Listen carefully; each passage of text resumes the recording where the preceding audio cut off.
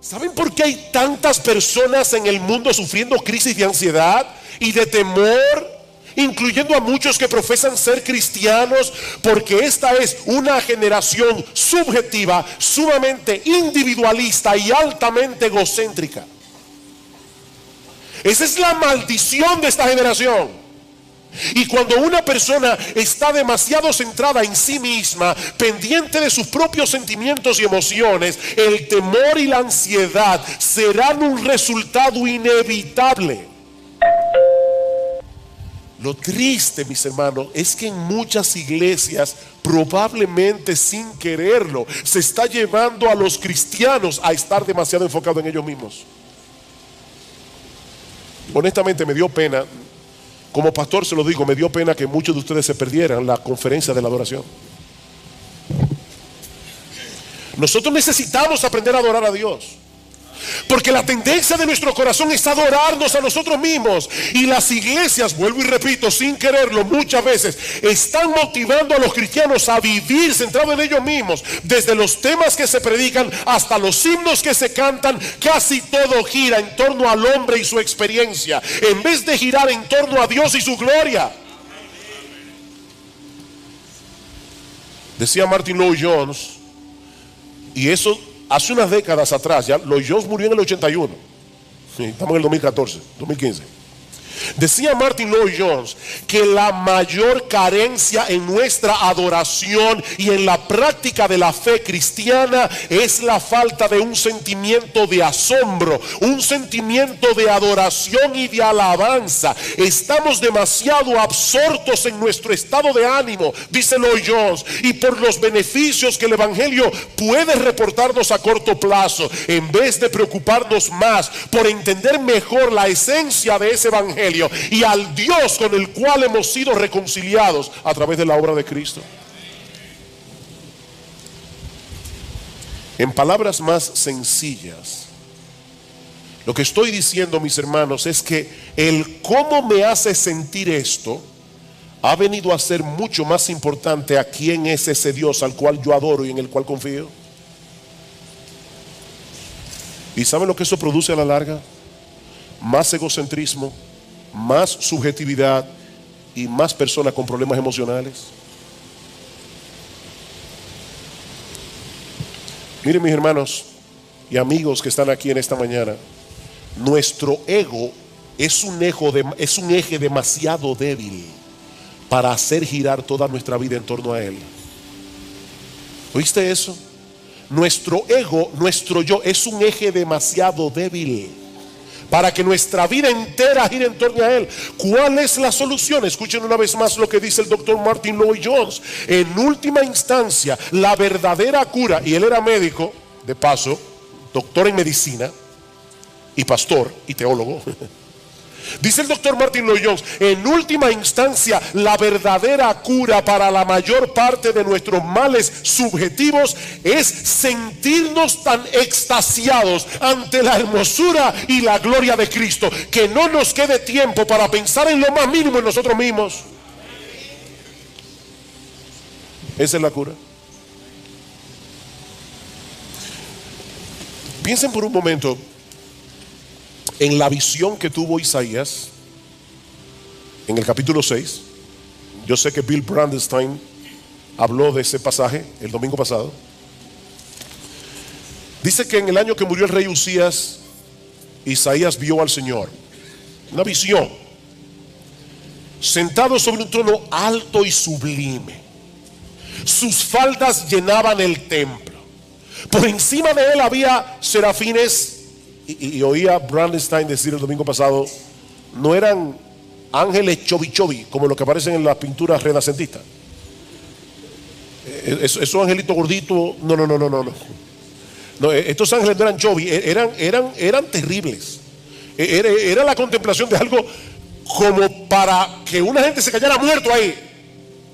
Serafines Cada uno tenía 6 alas, con 2 cubrían su rostro, con 2 cubrían sus pies, con 2 volaban, y el uno al otro daba voces diciendo: Santo, Santo, Santo, Jehová de los ejércitos. Y otro grupo de serafines les respondía: toda la tierra está llena de su gloria. Y los quiciales de las puertas se estremecieron con la voz del que clamaba, la casa se llenó de humo. ¿Ustedes creen que después de esa experiencia Isaías estaba preocupado porque tenía unas cuantas libras de más?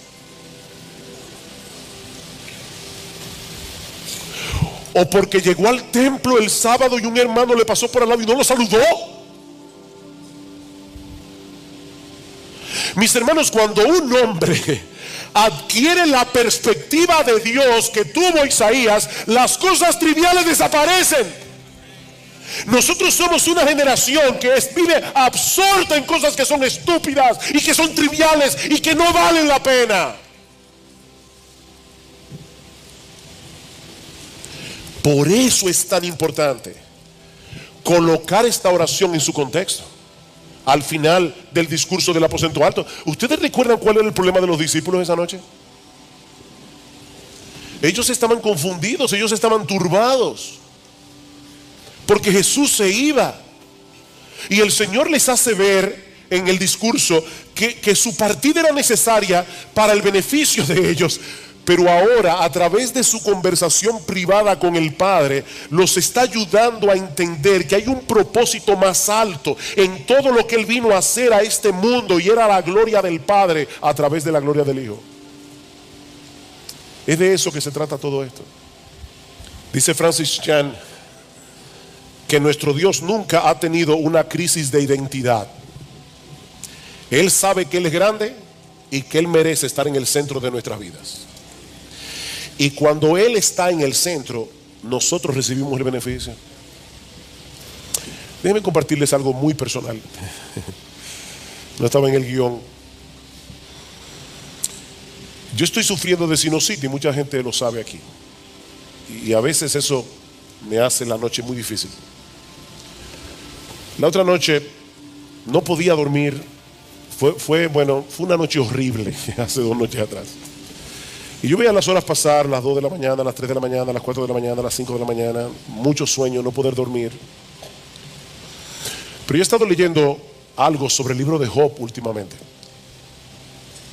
Y cómo el diablo le dice a Dios: ¿tú crees que Job te sirve de balde?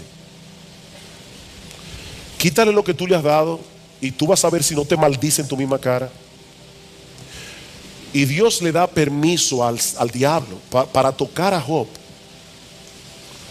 para que Job sufriera lo que él sufrió y mostrar que aún así se iba a mantener apegado a Dios.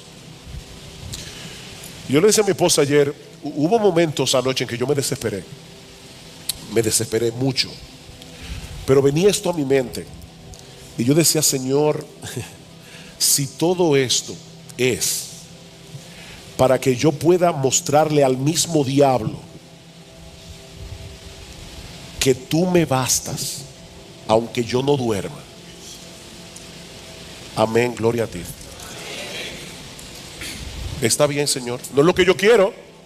Eso no me quitó la desesperación, pero me dio otra perspectiva. Yo le decía a Gloria en estos días hablando, cuán importante es la teología.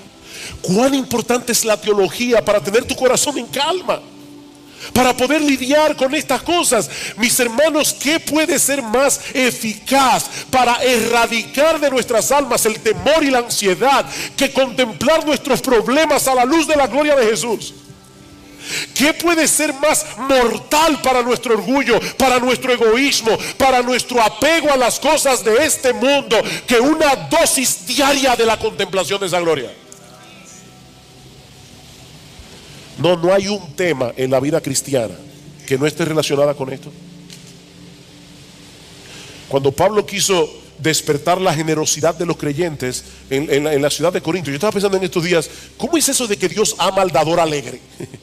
¿Por qué Dios ama al que da alegremente? No al que da diciendo, tengo que dar mis ofrendas cada domingo a la iglesia porque si no me va a partir un rayo. No, Dios no ama ese tipo de personas. Dios ama al dador alegre, porque el dar alegremente refleja mucho de lo que hay en el corazón. El dar alegremente refleja que para ti tu Dios no es el dinero. El dar alegremente muestra claramente que tu confianza está en Dios, no en tu cuenta bancaria. Y por eso Dios ama al dador alegre, porque eso revela mucho el corazón de un hombre.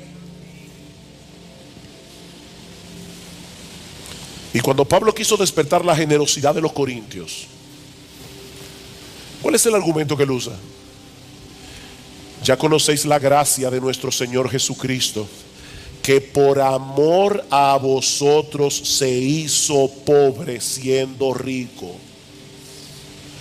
para que vosotros en su pobreza fueseis enriquecidos. Padre, glorifícame tú al lado tuyo con aquella gloria que tuve contigo antes que el mundo fuese.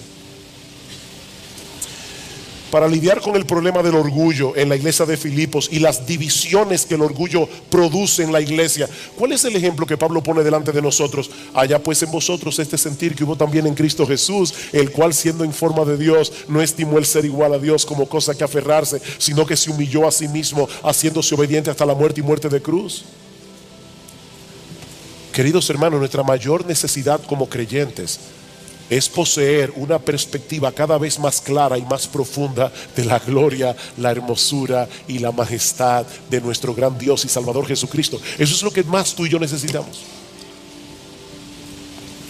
Cuando esa gloria es colocada en el lugar que le corresponde, entonces y solo entonces podemos comenzar a disfrutar la vida en abundancia que Cristo compró para nosotros en la cruz del Calvario. ¿Qué aprendemos entonces de esta oración de Jesús con respecto a nuestra oración? Que al igual que Él, debemos pedirle al Padre que cumpla sus propósitos en nuestras vidas, que se haga su voluntad en la tierra tal como se hace en el cielo, aunque eso implique temporalmente dolor y aflicción para nosotros. Alguien me comentaba el otro día que había escuchado a un predicador, un gran predicador, preguntarle a la congregación: si el Señor te concediera una petición con la seguridad de que te la va a responder, ¿cuál sería? Y dice que este predicador, yo lo conozco, es un predicador enérgico, le dio unos minutos, unos segundos a la congregación para pensar en la respuesta, y después le dijo: no, no pidan por la salvación de su esposo y de su esposa y de sus hijos. No pidan por salud. Pídanle a Dios que se haga su voluntad. Si Dios te pidiera, te dijera: dame una petición, ¿sabes cuál sería esa sola petición? Señor, que se haga tu voluntad y no la mía, porque es en esa voluntad que tú serás glorificado y mi alma será beneficiada, no importa lo que pase. Porque no hay un lugar más seguro en el centro de la tierra que estar en el centro de la voluntad de Dios. Es la verdad revelada en la palabra de Dios la que debe ir sentada en el asiento del conductor de nuestras vidas, no las emociones.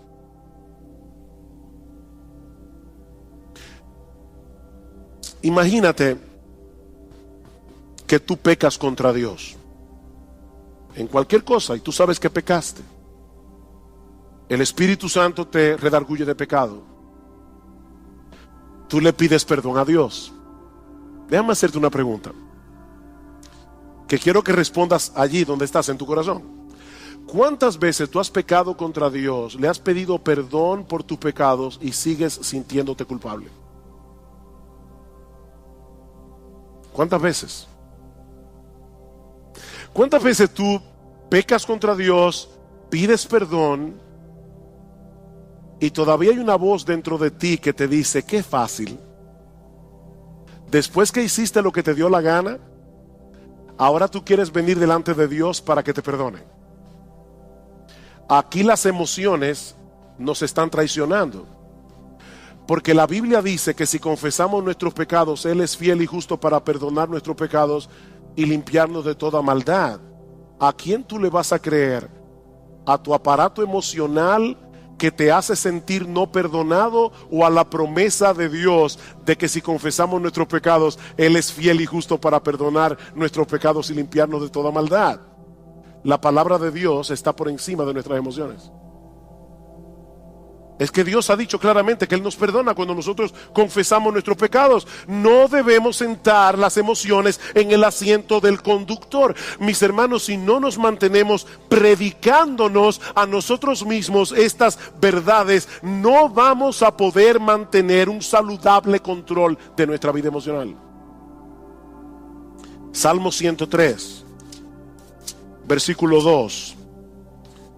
Estaba leyendo este salmo ayer. Bendice, alma mía, a Jehová, y bendiga todo mi ser su santo nombre. Bendice, alma mía, a Jehová, y no olvides ninguno de sus beneficios. Él es quien perdona todas tus iniquidades. Él es el que sana todas tus dolencias. Él es el que perdona todas tus iniquidades. Pero lamentablemente muchos creyentes olvidan este aspecto fundamental de la vida cristiana. Como dice Sinclair Ferguson, nuestro problema es que pensamos con nuestros sentimientos, no con la cabeza. Nosotros pensamos con el corazón, pensamos con los sentimientos. Voy a poner otro ejemplo. ¿Qué debe hacer un creyente que no siente gozo en Dios? ¿Alguna vez has venido a la iglesia y estás cantando y tú tienes el corazón como un témpano de hielo? Eso nunca te ha pasado. Te felicito. A mí me ha pasado. ¿Y saben qué es hablando en buen dominicano, lo que da más cuerda cuando uno está así? Tener un hermano al lado que está encendido en fuego. Uno está aquí tratando de alabar a Dios, pero uno sabe que está con el corazón como un témpano de hielo. Y el hermano que está aquí al lado, él está en el cielo. ¿Qué debe hacer un creyente en esa situación? Él debe, una de las cosas que él no debe hacer, es fingir una emoción que él no tiene. No hagas eso es mentira. Pero una de las cosas que tú debes hacer es recordarte a ti mismo que Dios sigue siendo nuestro gozo y aceptarlo por fe. Aunque en ese momento no estés sintiendo nada, Dios sigue siendo nuestro gozo y yo debo aceptarlo por fe. Tu gozo no va a retornar pensando en el gozo o deseando el gozo, sino enfocándote en las verdades acerca de Dios reveladas en su palabra. Es mirando a Dios, no al gozo. No persigas al gozo, persigue a Dios. ¿Cómo yo persigo a Dios? Enfocando mi mente en lo que Él me ha dicho que Él es en su palabra. Y yo voy a comenzar a recordar atributo tras atributo tras atributo de lo que Dios revela de sí mismo en su palabra, hasta que mi corazón comience a arder otra vez. Y puede ser que eso no pase inmediatamente.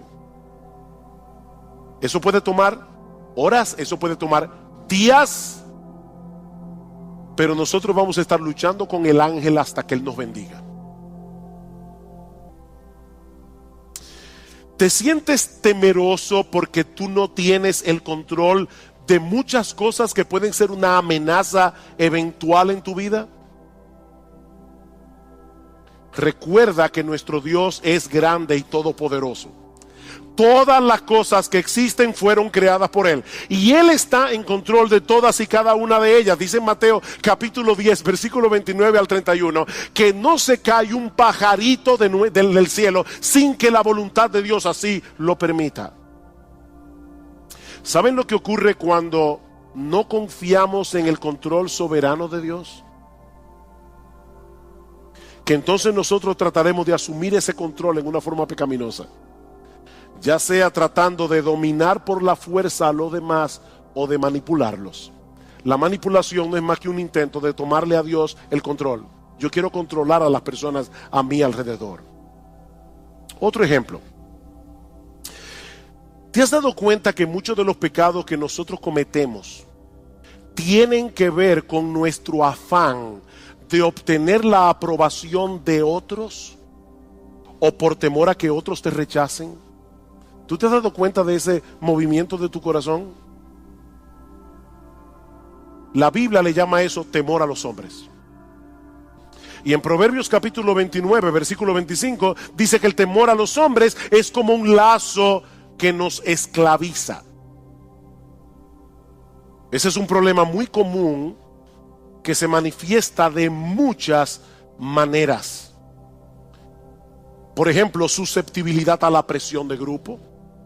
Necesitar que las personas me den algo, cariño, respeto, admiración, preocupación por nuestra autoestima, llenarte de compromisos porque no sabes decir que no. Eso es temor a los hombres. Pequeñas mentiras para lucir bien delante de los otros. Compararte con otras personas. Sentir temor de compartir el evangelio. Eso es temor a los hombres.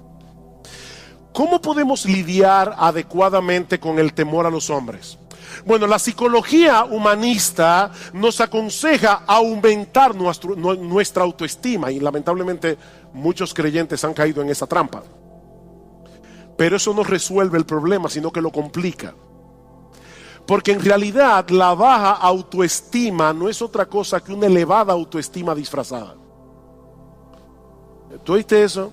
La baja autoestima es una elevada autoestima disfrazada. Déjeme explicar eso, porque sé que veo la cara de algunos mirándome así como con una cara de signo de interrogación. Una persona puede ser muy tímida, le da temor abrir la boca, y algunos dicen es que el pobre tiene una baja autoestima. No. La razón por la que él o ella es tímido es porque se estima tanto que él tiene miedo de abrir la boca y confirmar ante los demás que es un tonto. Es mejor callarse y dejar que las personas sospechen que tú eres un tonto, abrir la boca y confirmar que lo eres. Entonces la razón por la que mucha gente es tímida es porque no quiere descubrirse delante de los demás, porque se estima demasiado a sí misma. Si no se estimara tanto, no tuviera temor de los demás. En el fondo, nuestro problema con todas esas cosas que yo he mencionado es que estamos creyendo que no tenemos el estatus que creemos merecer. Alguien dice: nosotros elevamos deseos que a menudo son buenos en sí mismos, el deseo de ser amado, el deseo de afirmación, el deseo de respeto. Elevamos eso al nivel de necesidades sin las cuales pensamos que no podemos tener una vida equilibrada. Hablamos de necesitar la aprobación y la aceptación de otros cuando nuestra verdadera necesidad es glorificar a Dios y amar a las personas. Esa es tu verdadera necesidad, glorificar a Dios, no que la gente viva para ti. ¿Cuál es el remedio para el temor a los hombres? El temor a Dios.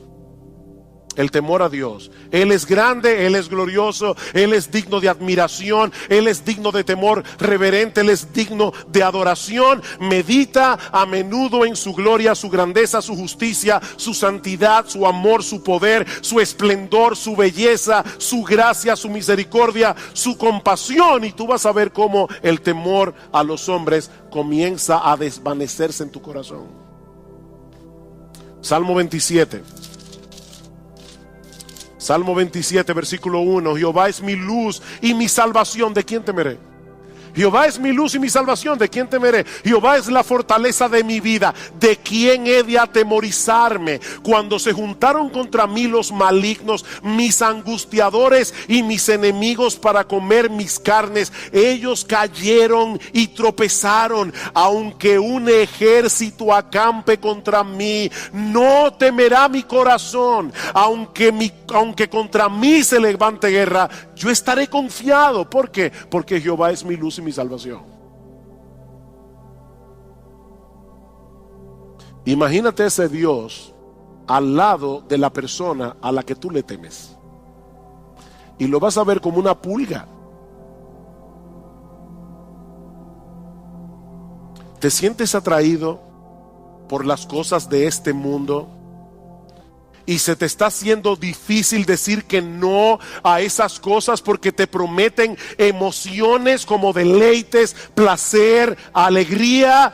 Una vez más, mis amados hermanos, la respuesta de la Biblia no es escoger entre un santo aburrimiento y un pecado entretenido. No. La Biblia nos invita más bien a buscar ese deleite, ese placer, esa alegría en el único lugar donde realmente puede ser hallado, en Dios mismo. En Dios mismo. ¿Recuerdan ustedes lo que Cristo le dijo a la mujer samaritana? El que bebiere de esta agua volverá a tener sed, mas el que bebiere del agua que yo le daré no tendrá sed jamás, sino que será en él una fuente de agua que salte para vida eterna. ¿Qué es esa fuente de agua? ¿Saben qué es esa fuente de agua? Dios mismo. Es el Espíritu Santo morando en nuestro interior. ¿Y cómo lo sabemos? Porque más adelante en Juan capítulo 7, versículo 37 al 38, escuchen lo que dice el Señor Jesucristo.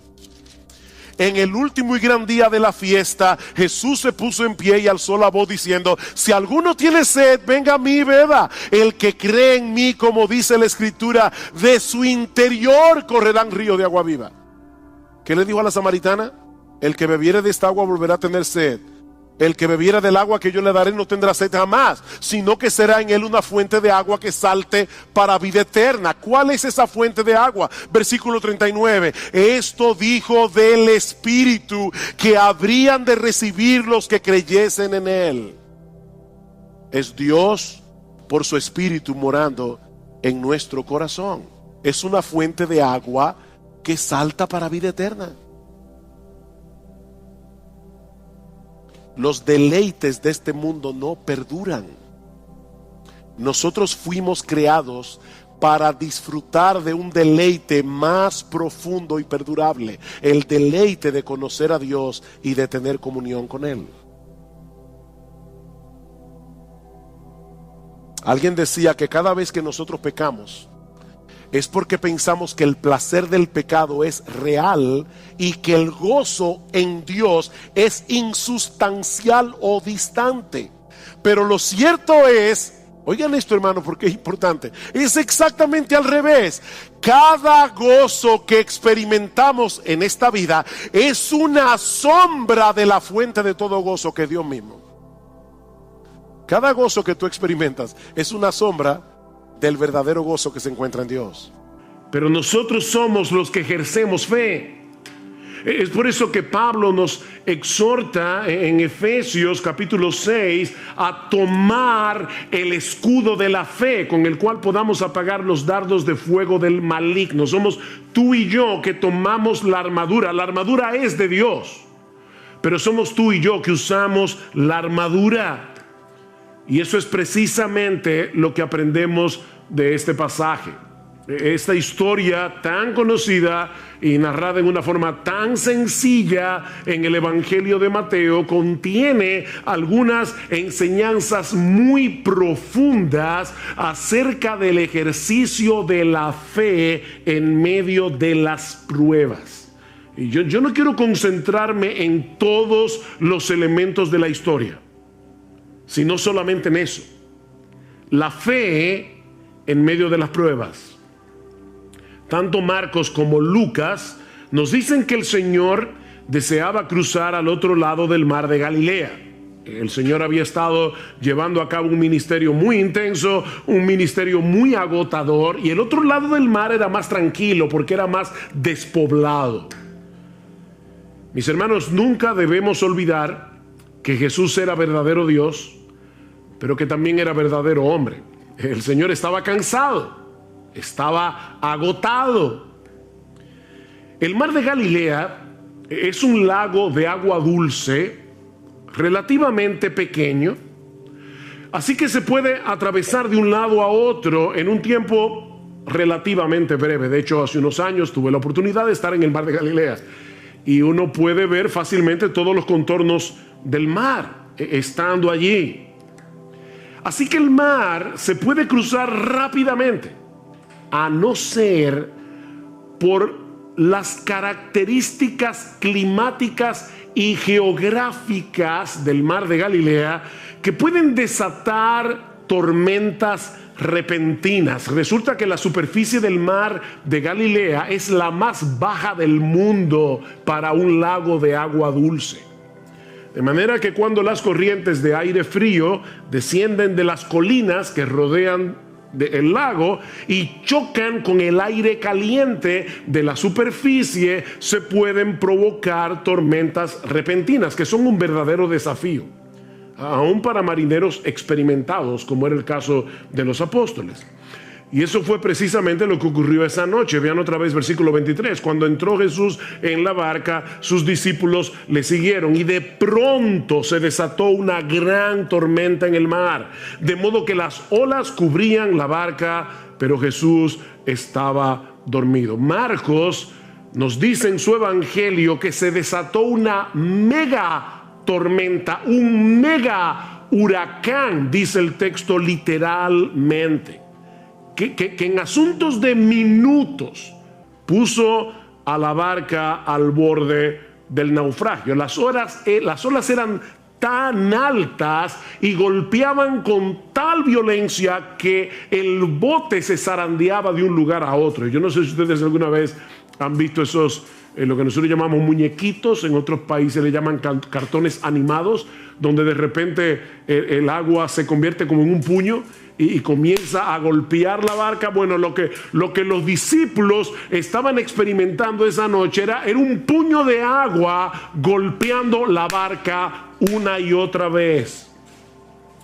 Los discípulos sabían que ellos estaban en un serio problema. Humanamente hablando, era una situación desesperada, era una situación sumamente peligrosa. Y seguramente muchos de ustedes se han sentido así alguna vez, o puede ser incluso que estén atravesando por una situación similar en este mismo momento. Nadie está exento de las dificultades que surgen viviendo en un mundo caído. Y por eso, mis hermanos, es que es tan importante entender la naturaleza de las pruebas para luego ver cómo nosotros debemos ejercitar fe cuando estamos en medio de una prueba. Así que veamos en primer lugar la naturaleza de las pruebas tal como Dios nos los revela en este pasaje. Y lo primero que aprendemos de este texto es que las pruebas son controladas y enviadas por Dios con un propósito. Las pruebas son controladas y enviadas por Dios con un propósito. Ya les decía que no era nada extraño que en este mar se formaran tormentas repentinas, pero mis hermanos, Dios es soberano. Él lo controla todo, incluyendo los fenómenos de la naturaleza. Él puede impedir que cosas como estas sucedan, pero ¿saben qué? Muchas veces Dios decide no impedirlo. Dios decide no impedirlo. Yo sé que fue un error de un obrero que estaba impermeabilizando nuestro techo este jueves en la tarde, pero mis hermanos, ese error de un obrero estaba en las manos del Señor. El hecho de que esa noche cayera un aguacero, nosotros lo escuchábamos fuera de la habitación y decíamos, está cayendo el cielo. Hacía muchos días, meses, que nosotros no veíamos un aguacero así. Bueno, ¿pudo haber impedido Dios que lloviera de esa manera precisamente cuando el techo tenía un problema? Por supuesto que sí. Por otro lado, también es cierto que Jesús estaba cansado. Mis hermanos, Jesús no estaba simulando que estaba dormido. En su naturaleza humana, Él no pudo resistir el cansancio tan grande que tenía. Para los discípulos, era como de repente ver a Superman envuelto en kriptonita. O sea, el Señor está ahí completamente agotado. Era tal el agotamiento de Jesús que ni el ruido de las olas ni el movimiento de la barca pudieron despertarlo. Él estaba completamente exhausto. Así que los discípulos sabían que su experiencia como marinero no les serviría de nada para poder maniobrar en una tormenta como esa, y por lo visto tampoco contaban con Jesús. Era una situación realmente desesperada. Pero mis hermanos, la Biblia nos enseña una y otra vez que las pruebas nacen en el trono de Dios. Las pruebas nacen en el trono de Dios. Ustedes recuerdan cuando Noemí regresó a Belén desde los campos de Moab, sin marido, sin hijos. ¿Cuál fue su explicación teológica a sus vecinos en Belén? El Todopoderoso me afligió. El Todopoderoso me afligió. Mis hermanos, las pruebas nacen en el trono de Dios. Jehová dio, Jehová quitó.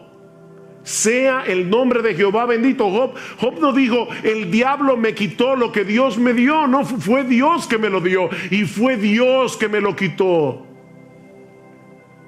No somos víctimas de un destino ciego. Estamos en las manos de un Dios lleno de sabiduría, de un Dios lleno de poder, que controla todas las cosas para su gloria y para el bien de su pueblo. Mis hermanos, déjenme hacerles una pregunta. ¿Quién fue que tomó la decisión de embarcarse esa noche para cruzar el lago? Fue Jesús.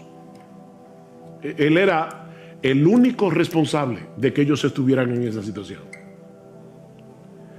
Y la tormenta que se desató esa noche repentinamente no era otra cosa que la voz de Dios levantando el viento, levantando las olas. Dice en el Salmo 107, Él habló y levantó un viento tempestuoso que encrespó las olas del mar. No fue la madre naturaleza la que provocó esa tempestad, fue el decreto soberano de Dios. Él metió a los discípulos en medio de ese mega huracán porque quería enseñarles algo acerca del poder y la autoridad del Señor Jesucristo. Así que, mi hermano, si tú estás ahora en medio de una prueba, sea grande, sea pequeña, tal vez no es un mega huracán, pero sea grande o sea pequeña, tú tienes que entender que fue Dios el que te metió en esa prueba. No fue el destino. No fue un virus invisible.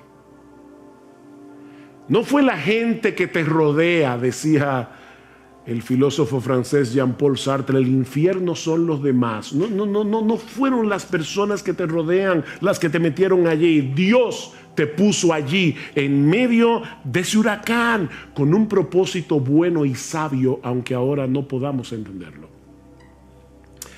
Pero este pasaje también nos enseña que las pruebas llegan sin aviso. Las pruebas suelen llegar sin aviso. Cuando los discípulos entraron en la barca, no podían imaginar lo que estaba a punto de ocurrir. Mateo nos dice que la tormenta se desató de pronto. ¿Lo ven en el versículo 24? De pronto, repentinamente. Las pruebas se introducen en nuestras vidas sin pedir permiso. Por eso es que Santiago dice, amados míos, tened por sumo gozo cuando os halléis en diversas pruebas. Y la idea es, cuando ustedes se encuentren de repente en diversas pruebas, nosotros quisiéramos que las pruebas vinieran como espaciadas, ¿verdad? Que viniera una hoy, otra el año que viene. Pero dice Santiago, no, a veces tú tienes una prueba y luego vienen 25 juntas. Cuando os halléis en diversas pruebas, o como dice el texto literalmente, pruebas de diversos colores. Y desde nuestro punto de vista, las pruebas siempre llegan en el momento más inoportuno. Yo siempre me pregunto cuando escucho a la gente decir, wow, este era el peor momento para tener un problema económico, o este era el peor momento para yo enfermarme, este era el peor momento para tener una cirugía no planificada. ¿Cuándo es el mejor momento para tener un problema económico? ¿Cuándo es el mejor momento para tener una enfermedad incurable? Las pruebas llegan desde nuestro punto de vista en el momento más inoportuno. Pero mis hermanos, lo que a nosotros nos toma por sorpresa nunca sorprende a nuestro Dios. Porque Él es el que decreta las pruebas, como vimos ya. Y Él las supervisa para que no lleguen más allá de lo que nosotros podemos soportar.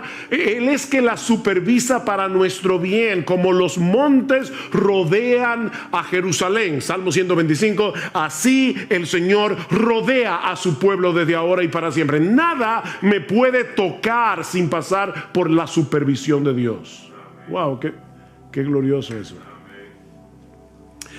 Pero aprendimos también de este pasaje que las pruebas sacan a flote las corrupciones de nuestro corazón. Las pruebas sacan a flote lo peor de nosotros.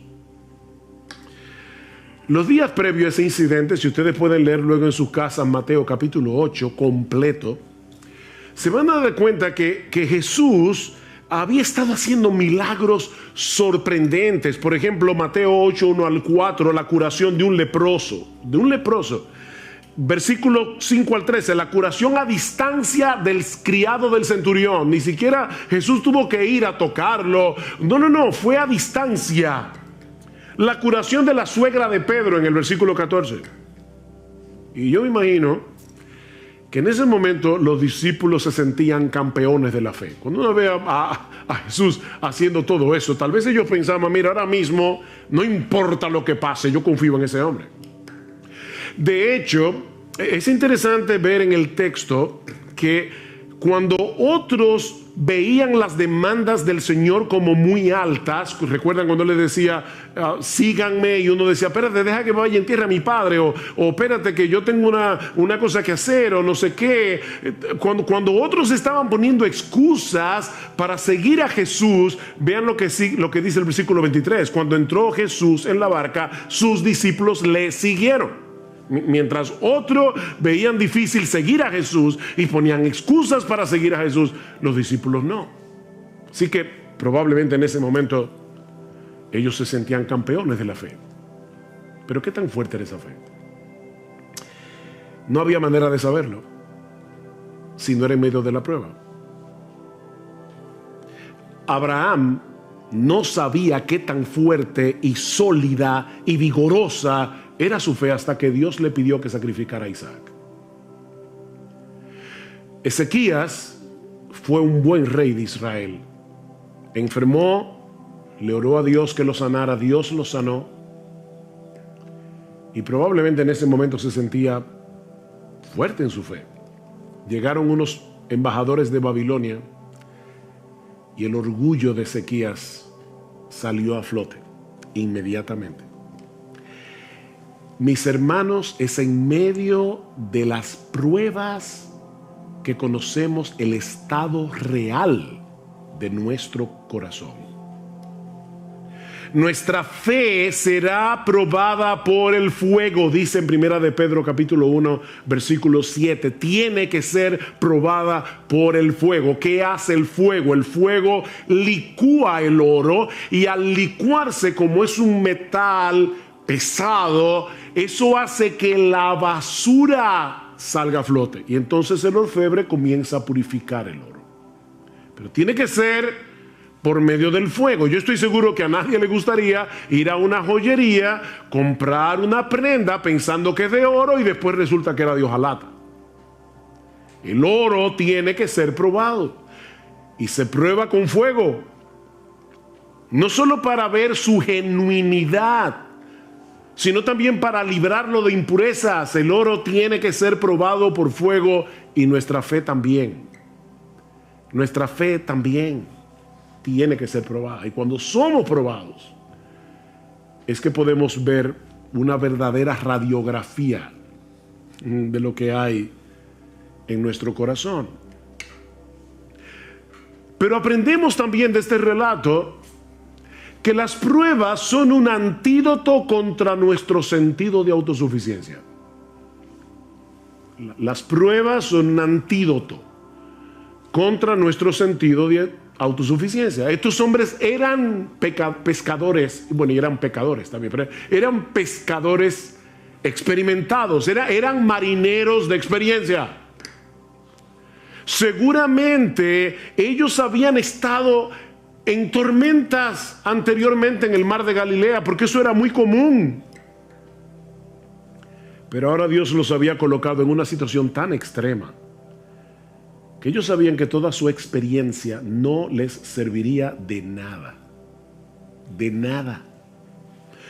Mis hermanos, Dios usa las pruebas para llevarnos a descansar únicamente en Él, para destruir nuestro sentido de autosuficiencia. Pablo dice en 2 Corintios capítulo 1, versículos 8 al 9, que Dios los puso en una situación tal cuando ellos estaban en Asia Menor, que Pablo dice, nosotros tuvimos temor de morir, pensamos que no íbamos a conservar la vida, y Dios hizo eso, escuchen lo que dice Pablo, a fin de que no confiáramos en nosotros mismos. Pablo, el gran apóstol Pablo, está diciendo, en otras palabras, yo tengo la tendencia, igual que todos los demás, a confiar en mí mismo. Y Dios envió esta prueba para que no confiáramos en nosotros mismos.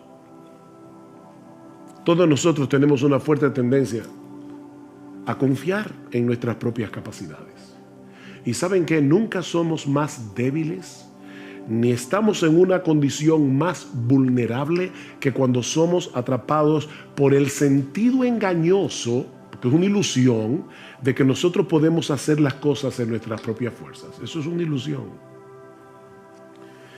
Pero cuando estamos en medio de las pruebas, percibimos más claramente lo frágiles que somos, y eso nos mueve a buscar nuestro refugio únicamente en Dios. Por eso es que Pablo dice en esa misma carta al final, 2 Corintios 12, por tanto, de buena gana me gloriaré en mis debilidades, para que repose sobre mí, para que tabernaculice sobre mí, para que el poder de Cristo haga una tienda de campaña sobre mí. Es lo que está diciendo Pablo. Por lo cual, por amor a Cristo, me gozo en las debilidades, en afrentas, en necesidades, en persecuciones, en angustia, porque cuando soy débil, entonces soy fuerte.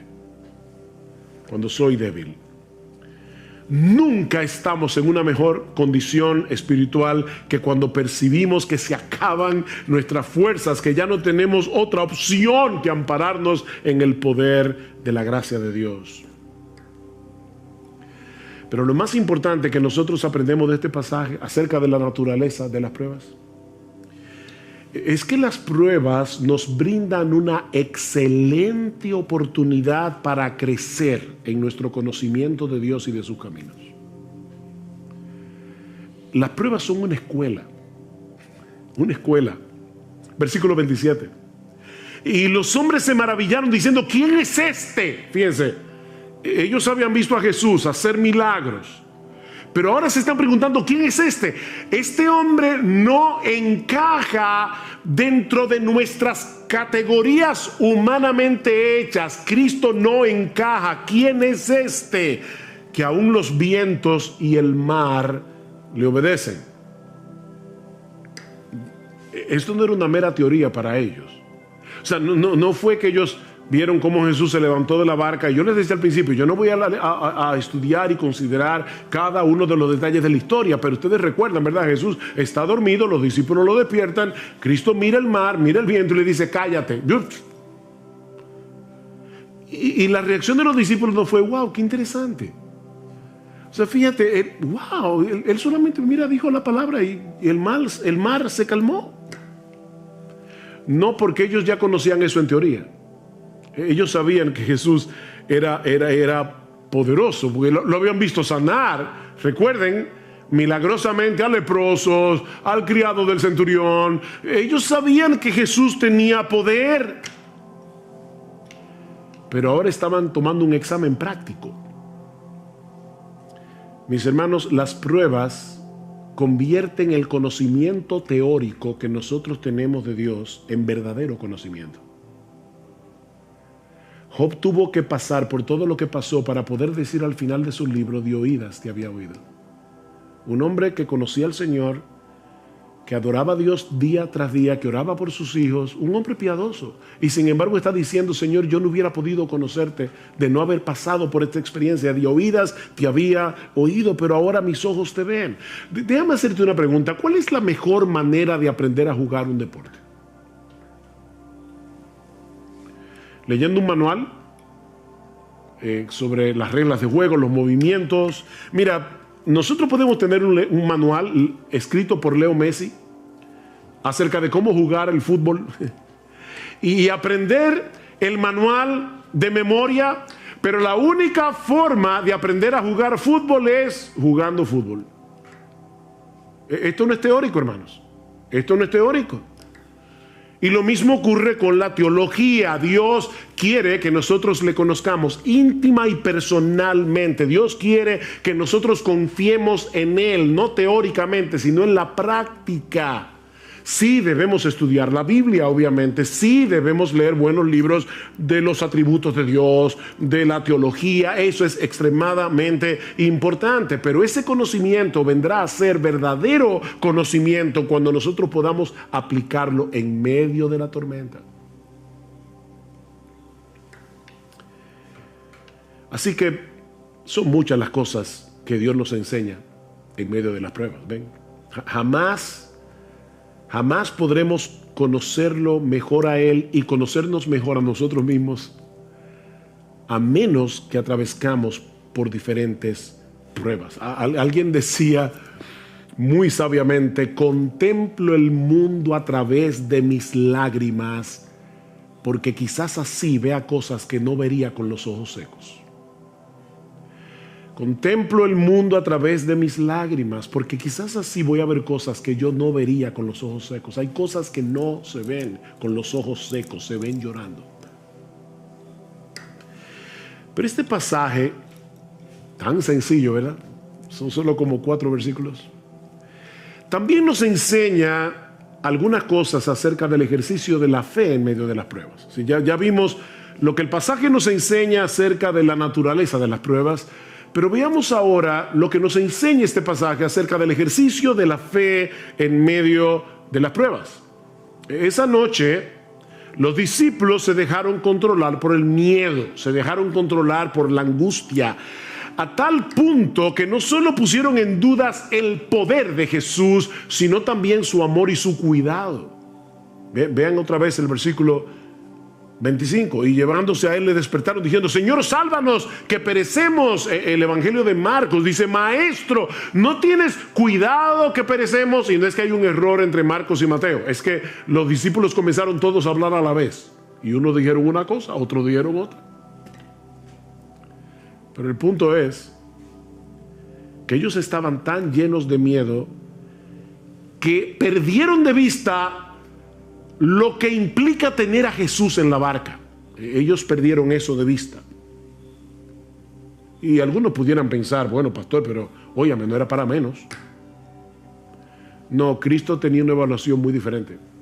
¿Por qué estáis amedrentados, hombres de poca fe? Hay al menos 2 cosas que nosotros aprendemos de esa respuesta de Jesús a los discípulos. La primera es que la fe rehúsa dejarse dominar por el miedo. La fe rehúsa dejarse dominar por el miedo. La pregunta del Señor puede parecer un tanto extraña en medio de una situación tan extrema, ¿verdad? ¿Por qué tenéis miedo? ¿Cómo que por qué? Pero es que tú no estás viendo el espectáculo. ¿Cómo que por qué tenemos miedo? Nosotros, ¿verdad?, nos identificamos con los discípulos porque de haber estado allí probablemente habríamos experimentado lo mismo. Sin embargo, la pregunta de Jesús implica una reprensión. ¿Por qué reaccionan con miedo? Ahora, déjenme aclarar algo para no crearles un problema de conciencia innecesario. Eso no quiere decir que los cristianos no tenemos derecho a luchar con el miedo. sobre todo cuando estamos en una situación de peligro potencial. No. El miedo, el temor es algo que Dios ha puesto en nosotros para llevarnos a la protección, a protegernos, a no ser locos y arrojarnos a una situación que pueda hacernos daño. Lo que no tenemos derecho, los cristianos, es a dejarnos controlar por el miedo. Fíjense, nosotros tenemos derecho a tener una lucha inicial con el miedo. Lo que no tenemos derecho es a dejarnos dominar por el temor, tomando en cuenta que nosotros tenemos un Dios como el nuestro que cuida de nosotros. Los discípulos perdieron el control de sí mismo al punto de hablarle a Jesús con insolencia. Maestro, ¿no te importa? Oigan la expresión. ¿No te importa que perezcamos? En vez de mostrar una fe sumisa y esperar confiados en que Jesús iba a hacer lo que él tenía que hacer, la frustración, el miedo los llevaron a reprocharlo por su falta de cuidado y de amor. Ahora, no olviden, mis hermanos, que ellos acaban de ver a Jesús sanar todo tipo de enfermedad. Ellos acaban de ver a Jesús echar fuera demonios. Ellos estaban conscientes de su poder. Ellos estaban conscientes de la compasión de Jesús, pero dejaron que el miedo los controlara. En otras palabras, en ese momento ellos perdieron su teología. Ellos perdieron su teología. ¿Alguna vez te has visto a ti mismo reaccionando de ese modo? Porque, ay, mis hermanos, a mí me ha pasado más veces de lo que yo quisiera recordar. Me ha pasado más veces de lo que yo quisiera recordar. Sabemos que el Señor es bueno, sabemos que Él es todopoderoso, sabemos que Él está lleno de compasión y de sabiduría. De hecho, tú y yo tenemos un conocimiento mayor que el que tenían los discípulos esa noche, porque nosotros vivimos del otro lado de la cruz. Ellos todavía en ese momento no habían visto a Cristo muriendo por nuestros pecados y recibiendo en su cuerpo la ira de Dios por nuestros pecados, para que nosotros pudiésemos ser absueltos en el tribunal de Dios. Ellos vivieron del otro lado de la cruz. Pero ¿cuántas veces reaccionamos con esa misma clase de insolencia, con esa misma clase de incredulidad en medio de la prueba? No lo decimos con palabras, pero esa es la queja sutil y silente que está detrás de nuestra amargura y de nuestro descontento. Señor, una cosa es lo que la Biblia dice acerca de tu cuidado, acerca de tu protección hacia los tuyos, pero otra cosa muy diferente es lo que yo estoy viviendo en este momento. Puede que esto se aplique a algunos de tus hijos favoritos en la iglesia, pero honestamente yo no me siento cuidado por ti. De hecho, Señor, si yo puedo serte todavía más honesto, yo siento en este momento que a ti no te importa. Suena duro, ¿verdad? Eso fue lo que los discípulos le dijeron a Jesús. A ti no te importa. Por eso se llenaron de miedo. Imagínense lo terrible que es estar en un universo como el nuestro, en un mundo caído, lleno de problemas, y encima de eso saber que en los cielos hay un Dios a quien tú no le importas. Que a Dios no le importa. A ti no te importa, Jesús. Eso fue lo que los discípulos le dijeron. Por eso alguien decía que esta es la historia de dos tormentas, una en el mar y otra en el corazón. Esta es la historia de dos tormentas. Mis hermanos, ¿qué debemos hacer cuando percibimos esa agitación inicial de nuestras almas? Cuando percibimos que hay un peligro o una aflicción, porque decimos la fe rehúsa dejarse dominar por el miedo. Sí, pastor, eso suena muy bonito, pero ¿cómo yo hago eso? Pero eso me lleva a la segunda enseñanza, a la segunda lección que nosotros podemos aprender de este relato sobre el ejercicio de la fe en medio de las pruebas, y es el hecho de que hay algo que nosotros tenemos que hacer con la fe. O si quieren ponerlo de otro modo, nosotros aprendemos de este relato no solo que la fe rehúsa dejarse dominar por el miedo, sino que la fe es una actividad. La fe es una actividad. Lo que yo quiero decir con esto es que la fe no se dispara automáticamente en medio de las pruebas. Se trata de algo que nosotros tenemos que poner en acción. Tú y yo somos responsables de tomar el escudo de la fe. Lucas, en el relato paralelo, nos dice que luego que el Señor calma el mar en tempestad, Él le pregunta a los discípulos: ¿dónde está vuestra fe? ¿Ven la pregunta? Eso es como el individuo que se compra un revólver para defenderse de los ladrones, lo esconde muy bien, y entonces cuando de repente lo asaltan y él le cuenta el relato a un amigo y le dice: wow, me asaltaron, y el revólver dice: ah, no, los ladrones no lo encontraron. Pero no hizo nada. O sea, él tenía el revólver ahí, pero no hizo absolutamente nada. Lo que Jesús le está diciendo es: ¿dónde está? ¿Qué hicieron ustedes con la fe? ¿Dónde está vuestra fe? ¿Qué hicieron ustedes en ese momento con la fe que tienen en mí? Porque, mis hermanos, ellos tenían fe en Jesús, por eso lo despertaron. Pero no hicieron nada con esa fe, aparte de despertar a Jesús insolentemente. Mis hermanos, hay algo que debemos hacer con nuestra fe para impedir que la angustia nos arrope. ¿Qué dice el salmista en el Salmo 56? En el día que temo, fíjense, no es yo nunca tengo miedo. No. En el día que temo, yo en ti confío. En el día que temo, yo tomo la decisión de confiar en ti. Yo tomo la decisión de pensar correctamente. Por eso decimos que la fe es una actividad, porque es la actividad de mantener a raya nuestra incredulidad con la palabra de Dios. Nosotros tenemos que mantener a raya la serpiente de la duda, la serpiente de la incredulidad con la palabra de Dios. El problema de los discípulos en la barca es que ellos no se hicieron cargo de la situación, sino que dejaron que la situación se hiciera cargo de ellos, que la situación los controlara. Miren, mis hermanos, cada vez que nosotros estamos en medio de una prueba, la voz de la duda comienza a hablar inmediatamente. Y lo que pasó esa noche es que ellos dejaron que la voz de la duda controlara la conversación, en vez de escuchar la voz de Dios a través de su palabra.